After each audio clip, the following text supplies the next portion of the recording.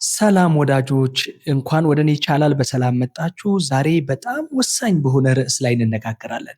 ብዙዎች ሳያውቁት እየጎዳ ያለ በሽታ ነው፣ የስኳር በሽታ።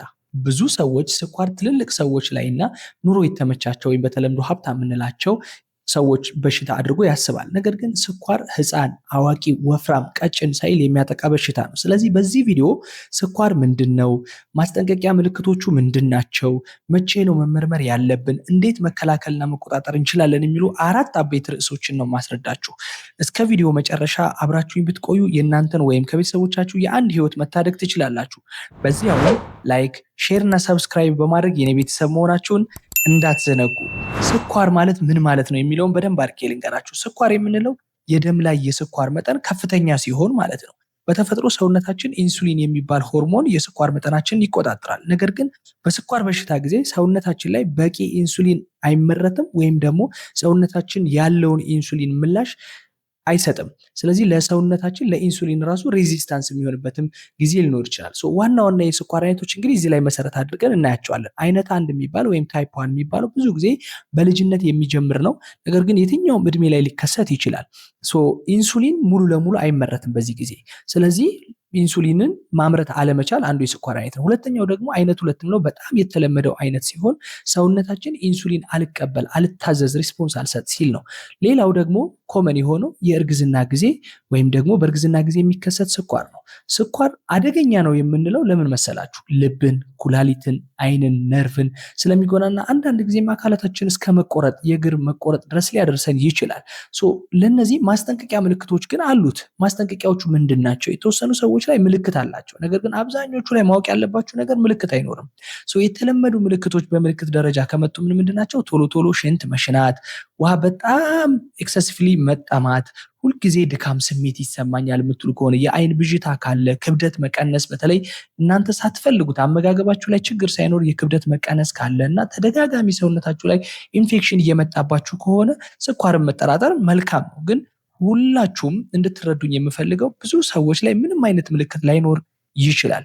ለዚህም መመርመር በጣም ወሳኝ ነው ማለት ነው። መቼ መመርመር አለብን ካላችሁ በተለይ እድሜያችሁ 45 እና ከዛ በላይ የሆነ፣ ከልክ ያለፈ ውፍረት ካለባችሁ፣ በየትኛውም እድሜ ክልል ቢሆን፣ የደም ግፊት ካለ፣ እንቅስቃሴ ወይም ኤክሰርሳይዝ የማታደርጉ ከሆነ፣ በስራ ባህሪያችሁ በጣም የማትንቀሳቀሱ አይነት ሰዎች ከሆናችሁ፣ እንደገና በቤተሰብ ደግሞ የእንደዚህ አይነት የስኳር ችግር ወይም በሽታ ያለበት ሰው ካለ እናንተ ግዴታ መመርመር አለባችሁ። ምልክት መጠበቅ የለባችሁም። ይሄ እንግዲህ በምርመራ ውጤታችሁ ራሱ አንድ ጊዜ ተመርምራችሁ ኖርማል ከሆነ በየ3 ዓመቱ መድገም ያስፈልጋል። ነገር ግን ስትመረመሩ አይ ገና ነው ግን ቅድመ ስኳር ላይ ገብቷል ከተባላችሁ አኗኗር ዘይቤያችሁን እያስተካከላችሁ ቢያንስ በየዓመቱ መድገም ይገባችኋል ማለት ነው። ለዚህም እንግዲህ የ24 ሰዓት ስኳር፣ የ3 ወር ስኳርን ቼክ ማድረግ አስፈላጊ ነው።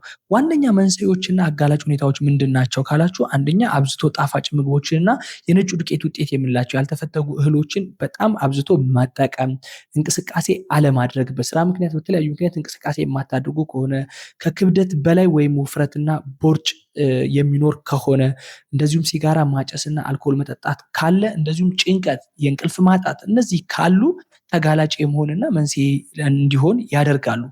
በተለይ ለአይነት 2 ስኳር የአኗኗር ዘይቤያችን ዋነኛ ምክንያት ነው። በነገራችን ላይ እንዴት ስኳርን መከላከልና መቆጣጠር እንችላለን ካላችሁ፣ ዋናውና መልካሙ ዜና በነገራችን ላይ መከላከልና መቆጣጠር መቻላችን ነው። ስለዚህ አንደኛ ጤናማ አመጋገብ፣ ጣፋጭ ምግቦችንና ለስላሳ መጠጦችን ማቆም፣ ስኳር ላይ ሻይ ስትጠቀሙ ስኳር አለመጨመር፣ እንደዚሁም ደግሞ ቅባታማ ምግቦችና የተጠባበሱ ምግቦችን ማቆም። በተቃራኒው ግን አትክልት፣ ፍራፍሬና ያልተፈተጉ እህል የምንላቸው እንደነ ገብስ አይነት፣ አጃ፣ በቂንጬ ሉንቻ በተለያየ መልክ መጠቀም ነው። ሁለተኛው እንቅስቃሴ ማድረግ ነው። በየቀኑ ቢያንስ ከ30 እስከ 45 ደቂቃ በሳምንት ለ5 ቀን ወክ ማድረግ ያስፈልጋል። ሶስተኛ ክብደት ካለ ክብደታችሁን መቀነስ ያስፈልጋል። አራተኛ ሲጋራና አልኮል የምትጠቀሙ ከሆነ ማቆም ያስፈልጋል። በተጨማሪ ደግሞ ክትትል ማድረግ ያስፈልጋል። የስኳር መጠንን፣ የአይን፣ የኩላሊትና እግርን መታየት ያስፈልጋል። ስድስተኛ ህክምናው። እንግዲህ ህክምናው እንደየአይነታቸው ይለያያል። አይነት 2 ከሆነ አኗኗር ዘይቤን መቀየርና በሚዋጡ መድኃኒቶች ካልተቆጣጠርነውም በኢንሱሊን በመጨመር ይታከማል። አይነት 1 ከሆነ ግን ቶታሊ ሙሉ ኢንሱሊን እንጠቀማለን። ቪዲዮ ከተመቻችሁና ጠቃሚ ሆኖ ካገኛችሁት ላይክ፣ ሼር ማድረግና ሰብስክራይብ ማድረግ እንዳይረሳ። እንደዚሁም ደግሞ የትኛውም አይነት የህክምና ጥያቄ ካላችሁ ኮሜንት ላይ ማስቀመጥ ትችላላችሁ። እዚህ ቪዲዮ ላይም አስተያየት ኮሜንት ካላችሁ ብታስቀምጡልኝ እመልስላችኋለሁ። እስከመጨረሻው ስለተከታተላችሁት አመሰግናለሁ። መልካም ጊዜ